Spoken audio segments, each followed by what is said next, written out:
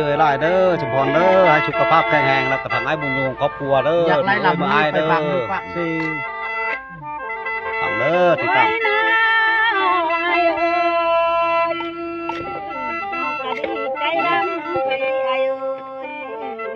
น้อยมึงเลยเปิดลำโอ้ยงลำเอาพี่ชายนะมาเยี่ยมยามทำข้าว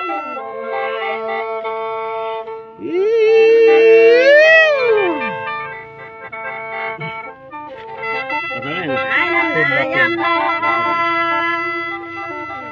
บ่มียังให้ได้ไอ้เอ้ยน้องมีแต่เราเด็ดนี่นะมาเฮ็ดกินยาแห้งได้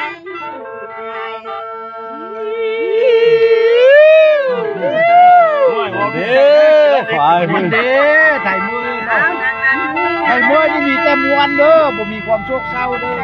เนี่ยเราขวดซึกเราเรื่องนี้เลยลำพัวซึกใส่เกิบผิดกับบ่จักเด้อมวนกันว่าเรื่องเขานำไปกินแล้วหรือว่ายังน้องอาย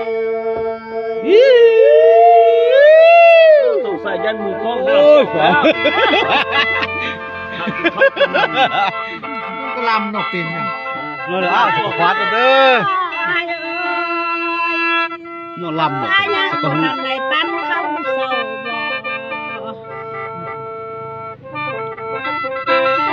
ไอ้น้ำตาสิมาเล็ดนายน้ำนางบ่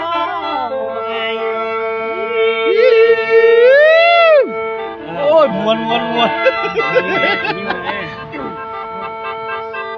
ไอ้มาน้ำนาไอ้บ่ทันได้กินข้าวสวยไอ้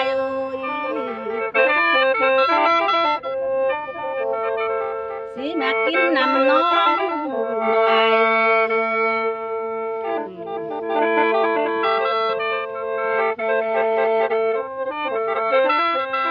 ไอ้บ่แก่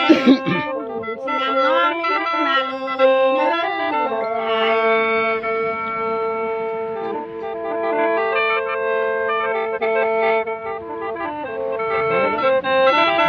โอ้ยน้อง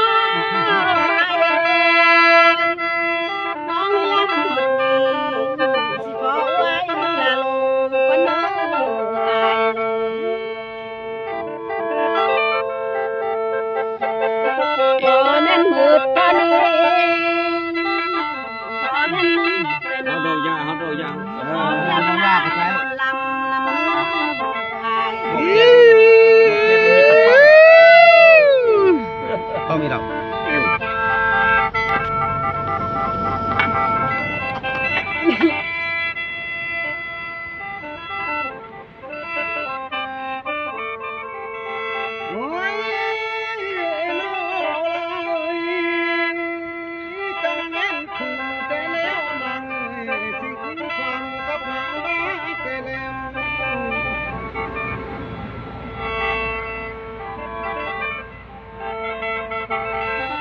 ประสงค์ก็ไอ้มามือนี้ไอ้คือมายามเจ้าโดนางเอ้ยยักมาหวนเข้าไปนาง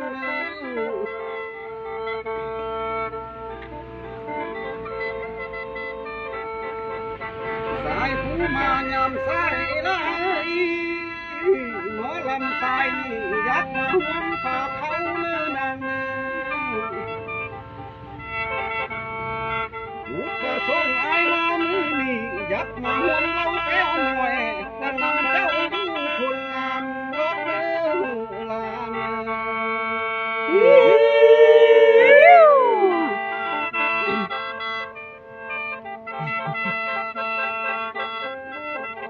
โอ้ยน้อยไอ้ก็ขอบเจอหน่อยเนื้อนัน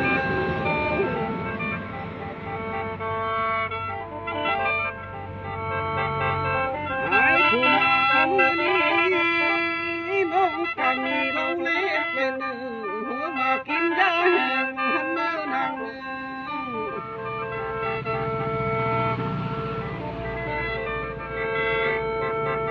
ไอ้ก็ขอบชื่อ มีเบียร์แรงหันหน้า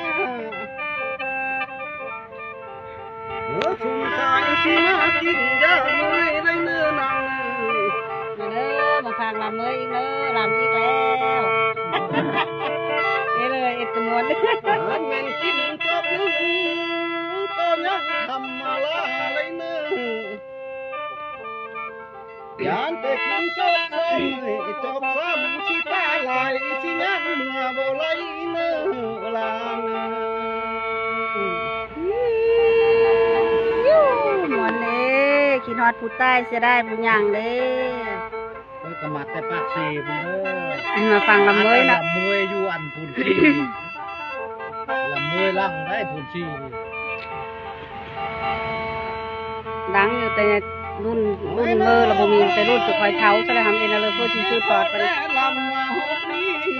หมอลำสายสิเข้าบ้านใบสักร้อนในเนื้อละเนื้ออันแม่นต่อไปนี่เอามาฟังคนหนึ่งจากเล็กจากน้อยถ้าต้นคอยจังคอยลำไว้เนื้อ